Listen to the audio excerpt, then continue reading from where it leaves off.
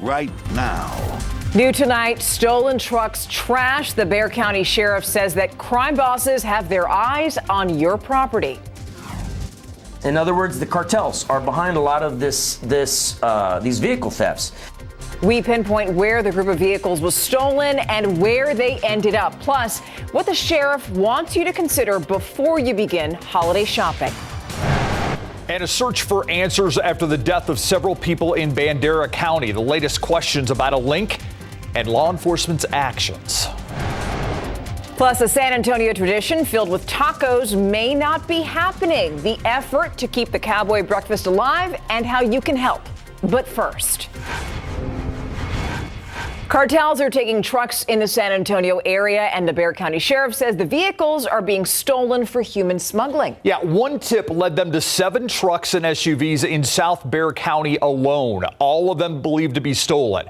Pictures from the scene just released today on Duke Road. That's where this is. Sheriff Javier Salazar says a lot of the vehicles had their back seats ripped out. As you can see, he believes it's to fit human cargo in there. Salazar says investigators were also able to track down where the trucks and SUVs were taken. He says 2 were stolen outside of the area in North Austin and Gonzales. The other 5, though, taken closer to home. The sheriff says they included SeaWorld San Antonio, a high-end hotel by the Rim, an apartment by La Cantera, an apartment off Starcrest, and a high-end hotel by Brook City. The sheriff says they all have crowded parking lots, something to keep in mind, especially during the holiday season. Look, and we all know that we're all going to be out doing our holiday Christmas shopping. And we already know that shopping malls, retail centers, anywhere where there's going to be just a whole lot of people is prime hunting ground for these car theft rings. The sheriff advising you to make yourself a harder target tonight. Sheriff Salazar says many of those trucks taken had the keys left in the vehicle. Lock your doors. Don't leave anything of value in your car. The sheriff also recommends investing in an anti-theft product like an alarm or steering wheel lock.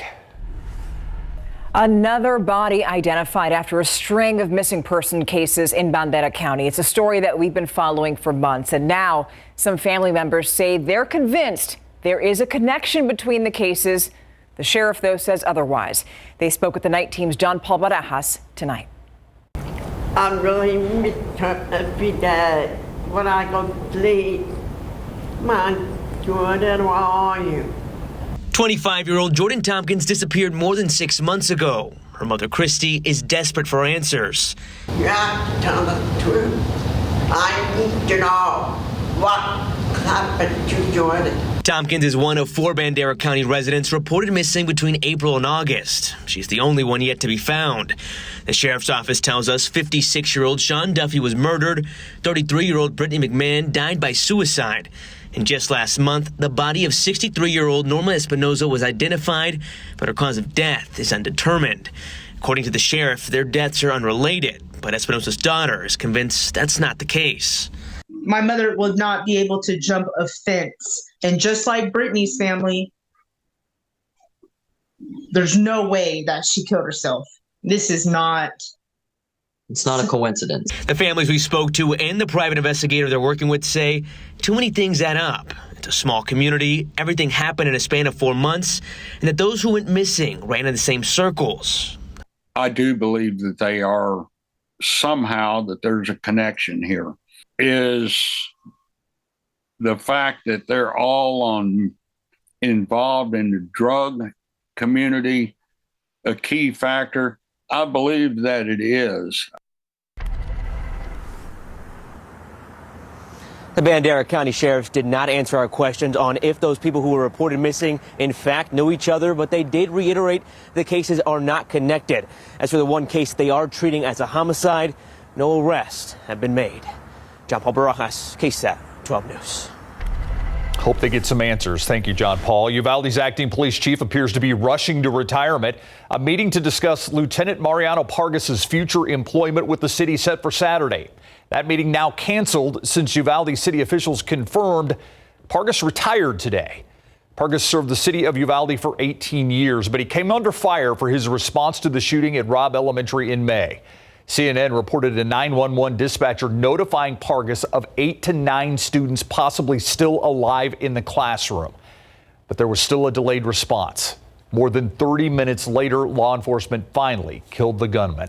19 students and 2 teachers died that day.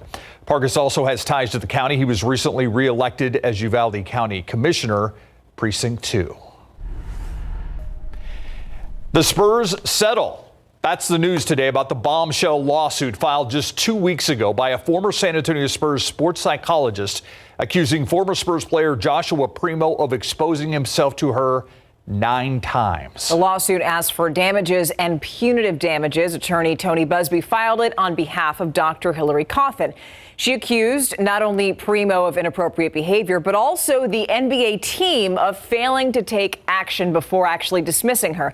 All right, so now we're going to go to our friend Greg Simmons here. So, Greg, we want to be clear that this settlement is with the team, not with Primo. Well, tonight I'm being told by sources that they actually have now settled with Joshua Primo for cash and an apology, but that can't happen right now because there's a criminal investigation underway with the Bandera County Sheriff's Department. Details of a financial settlement, if any, has not been released. Just a statement by Busby that all parties agreed to resolve this matter after the lawsuit was filed in Bandera County just 2 weeks ago. Primo was abruptly released by the Spurs on October 28th with no explanation other than a brief statement by Spurs Sports and Entertainment CEO R.C. Buford that said in part, this decision will serve the best interests of the organization and Joshua. Then after the lawsuit was filed, Buford added that we disagree with the accuracy of the facts, details, and timeline. As part of the lawsuit, Dr. Cawthon said she first informed the Spurs in January 2022 before he was dismissed in late October. Buford released another statement today providing a few more details, and it reads in part, the situation regarding Josh Primo is a matter we take seriously. Since learning of the allegations, we have taken and are taking measures to ensure that all parties involved are treated with dignity and respect.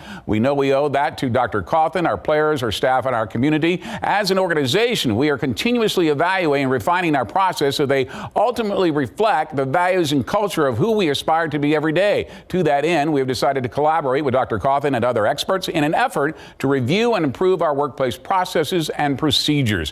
Dr. Cawthon withdrew her lawsuit with prejudice, which means she can't refile it. Big game playoff coverage. Round 2 kicks off tonight. Got that for you coming up in sports. All right, Greg, thank you. Now, new on the Nightbeat, the fentanyl crisis is creeping into rural communities. Just an hour away from us in Hays County, at least 4 teens died from fentanyl overdoses this year. The Night Team's Patty Santos looks into how school districts are working together to save lives. As class sets out for the day, a student in one of our communities has likely come in contact with fentanyl. Fentanyl is definitely at epidemic proportions. Jack Houseworth has a front seat to the problem. The former addict turned counselor works for Bluebonnet Trails Community Services. We provide group and individual counseling with them for a number of weeks till they graduate the program, normally about 5 or 6 weeks.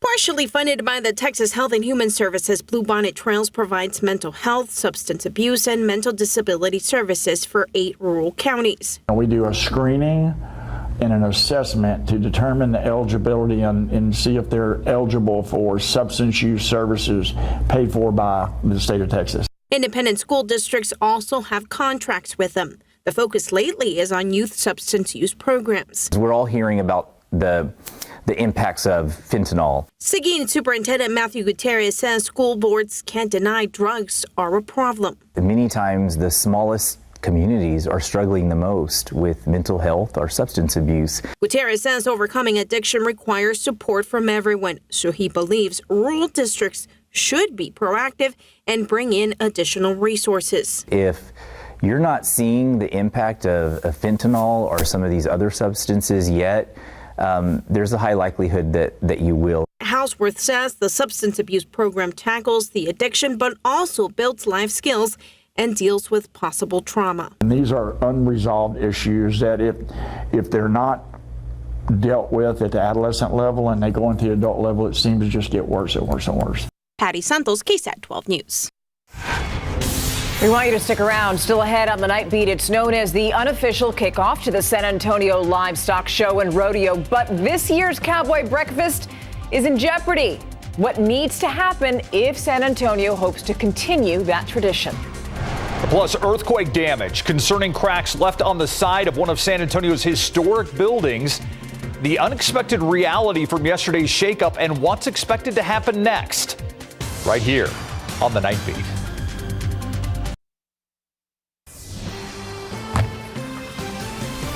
The effort to legalize sports betting in Texas is getting a boost from a big name. We're talking former Texas Governor Rick Perry. Legalizing mobile sports betting will uphold our state's guiding principles and give Texans the voice they deserve on this issue. In a newly released video from the Texas Sports Betting Alliance, Perry says that Texas is missing out on its share of more than $8 billion in bets through offshore betting sites, now, as well as those made in states where sports betting is legal. So we want to show you this right here. The American Gaming Association says that includes the 31 states that you see right there in blue and in Washington, D.C. Now, the 5 states that you see in yellow, including Florida right there, they've legalized it, but betting is not yet operational. That's the difference. I cannot imagine rodeo time without a Cowboy Breakfast, but there's concern for this year's Cowboy Breakfast. Organizers say they are still far from their fundraising goal. Less donations, more expenses means this year's San Antonio tradition may not happen. The event is known for its free tacos, but the nonprofit also helps with scholarships in San Antonio. A board member says they've only reached 15% of their funding at this point. They still don't have a title sponsor. They have only 2 weeks to raise $50,000. Here's how you can help. The foundation raising funds online. We have a link to that on our KSAT.com page. Those looking to sponsor the event should call the board president or vice chair. Those numbers on your screen. We also have those numbers on KSAT.com. Some of you felt it, and today we're actually seeing damage from yesterday's shakeup that began in West Texas and was being felt right here in San Antonio. We know that at least one historic building is now being called unsafe. We're talking about the historic Robert B. Greene building, which is mostly for administrators. The night team's Alyssa Cole looked into what's next for that University Health property. It was something that I wasn't expecting. I didn't think an earthquake could happen here in San Antonio, especially here in downtown. It was unexpected. You just don't really expect that, so it's surprising to even find out. The tremors from Wednesday's 5.4 magnitude earthquake in West Texas was felt over 300 miles away right here in San Antonio. It left people in shock. I'm happy to report no damages, no injuries, and we were able to resume classes and work schedules as normal this morning. Over at San Antonio College, reports of several buildings moving from the impact of the earthquake, including the Moody Learning Center, led to an immediate inspection. No damage was found. But just on the other side of I-10, this historic Robert B. Greene building at the University Health downtown campus was left with visible cracks on its exterior. We had a structural engineer go out there to evaluate, any damage to the building. And unfortunately, they've determined that that building appears to be unsafe. The staff shut down the building immediately Thursday morning and put up a fence. We'll continue to have those engineers do, additional assessments and see where we go from here in terms of, how extensive that damage and what needs to happen next. Some people say after the winter freeze in 2021 and this earthquake, they're waiting to see what could happen next. Prepare for whatever nature brings us because we don't really know what's going to happen now. As for the 105-year-old historical building, officials say they have no tentative date on when they plan to reopen it. And right now, they're actually deciding on what they plan to do with it. Alyssa Cole, KSAT 12 News. Wow, stay tuned for that. Amazing you could see the cracks from our helicopter shot there. Well, yeah. You may have noticed it got a little scruffier here at KSAT among some of us, the men in the KSAT newsroom, most of us growing beards in an effort to raise money to fight cancer. You can check out the leaderboard. You've helped us stay in the lead with more than $10,000 in donations so far. Thank you very much. Last year, you helped us raise more than $20,000. This year, we're hoping to exceed that goal. Please join us in this effort to fight cancer. Visit ksat.com/no-shave. Pretty awesome. We really appreciate all the support KSAT viewers are giving us. Absolutely. So now we're going outside, getting a live look here over the Pearl where you can see some trees are lit up in blue and white. And it's just Just lovely. If you want to get into the holiday spirit, 52 degrees out there right now. I mean, that can help you get into the holiday spirit too. That really can. Yes, it has been another below average day in terms of our temperatures. Today actually marking the 6th straight day where our daytime highs have been below the average. We got up to 58 officially over at San Antonio International earlier this afternoon. The average high for today at 71, so about 13 degrees below that. And really, as we get ready to wrap up the work week tomorrow and head into the upcoming weekend, those cooler than average temperatures, that trend is expected to continue. We are seeing those temperatures cool down even more so, upper 40s across portions of Bandera County, stretching up into the hill country. 52 officially over at the airport this 10 p.m. hour. As we head into the overnight hours, the cloud cover sticks with us. I think we'll wake up to the 40s here in the San Antonio area. Some 30s certainly possible, especially northwest of town, across portions of the hill country in the I-10 corridor northwest of San Antonio to kick off our Friday. So you will want to bundle up, stepping out for the morning commute. A sprinkle possible first thing tomorrow morning. And then notice as we head into the afternoon hours, those temperatures only look to top off in about the low 50s here in town. And we are going to see slightly increasing rain chances throughout the afternoon and even more so into Friday evening. So that's going to be something to think about for Friday evening plans. You likely will want to take the umbrella with you and keep it handy as we head into the first half of the weekend, especially because those rain chances are going to increase. Overall, tomorrow is going to be a chilly day, but also as we see those increasing rain chances move into the forecast, a reinforcing push of some colder air is going to move into south central Texas tomorrow night and into early Saturday, which means this weekend is going to be even cooler. Right now we've got forecast highs for Saturday and Sunday in the 40s. So it is going to be a weekend to bundle up as well. We are quiet across south central Texas this Thursday night.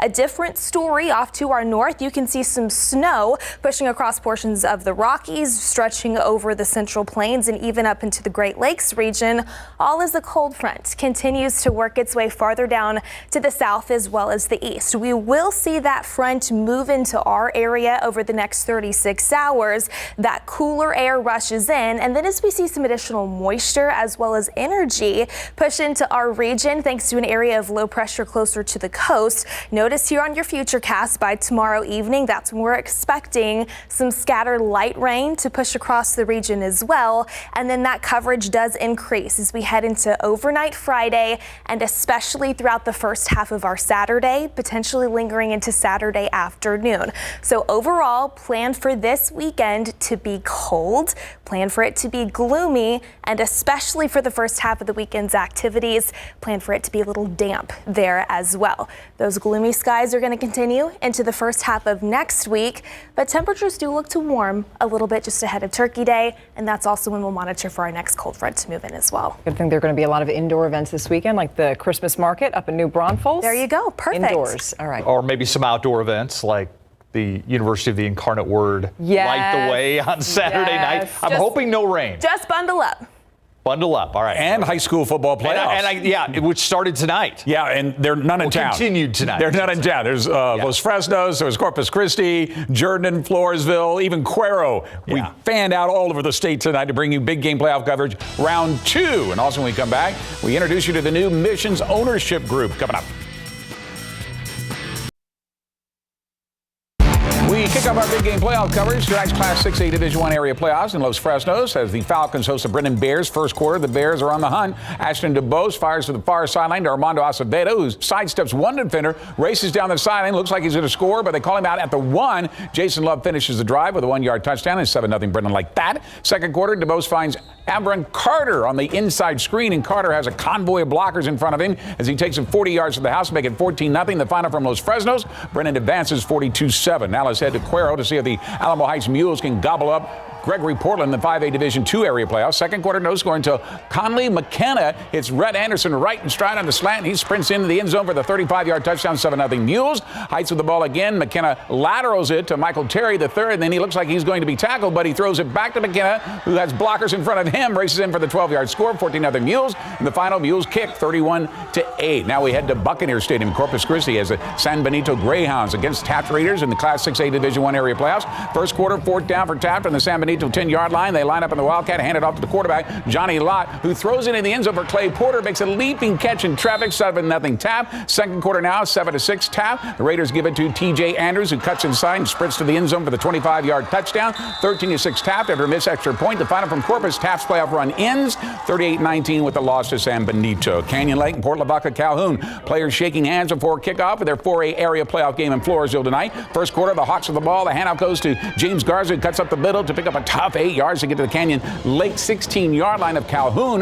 Then capped off by this drive right here. Quarterback Hunter Anderson rolls out to his left, decides to run it in for the 2-yard score, 7-0 Canyon Lake. The final, Canyon Lake's postseason run is also over, 28-13 loss to Port Lavaca Calhoun. The Navarro Panther cheerleaders welcome us to Indian Stadium in Jordanton as they face the Bishop Badgers. The Panthers down 14-7, but the clawback, Diego Chapa takes a handoff and goes right up the middle, cuts to the near sideline, slipping out of one tackle, and he's in for the 28-yard touchdown, tied the game at 14-all. Set at the big game coverage scoreboard to see if that has gone final, and it has. Navarro over Bishop 28-14. Platonia wins over Three Rivers 56-21. Elsewhere is Edna ending Randolph season 16-7, and Shiner and Mason will play tomorrow night. Big game playoff coverage live here on KSAT 12 will be tomorrow night, starting with pregame show at 7 and the kickoff at 7:30 between the Steel Knights and Lake Travis, again live right here on KSAT.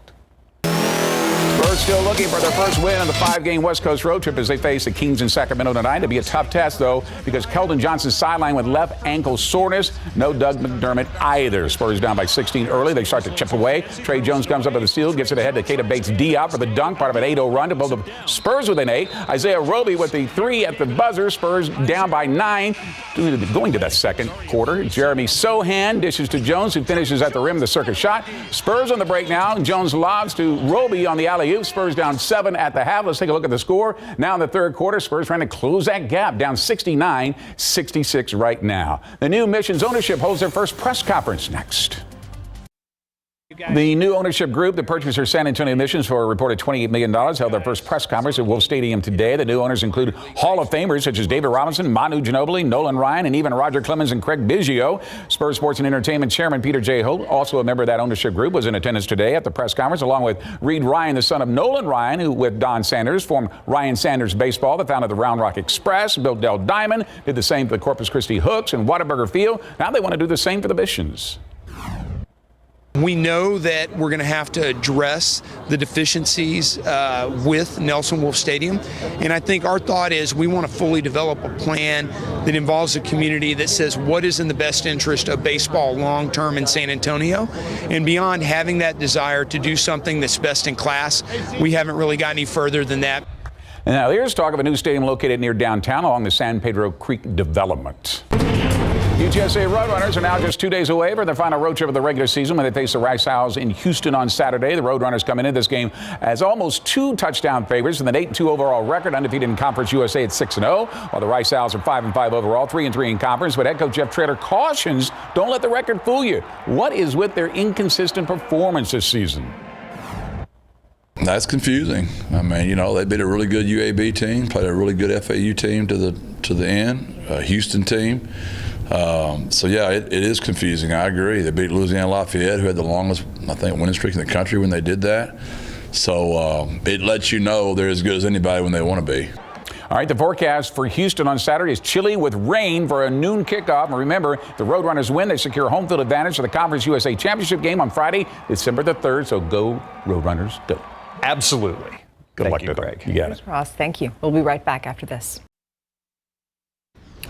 Tomorrow, you should definitely bundle up because the Rotary Ice Rink is set to open at Travis Park. It's being presented by Valero, and the rink is expected to be nearly double in size at 5,000 square feet. Now, if you want to make a reservation, we have a link for you right now on KSAT.com. And what a great idea. I mean, usually it's kind of warm, and you get little puddles on the ice rink. Yeah, you don't want that. I don't think it's going to be a problem this year.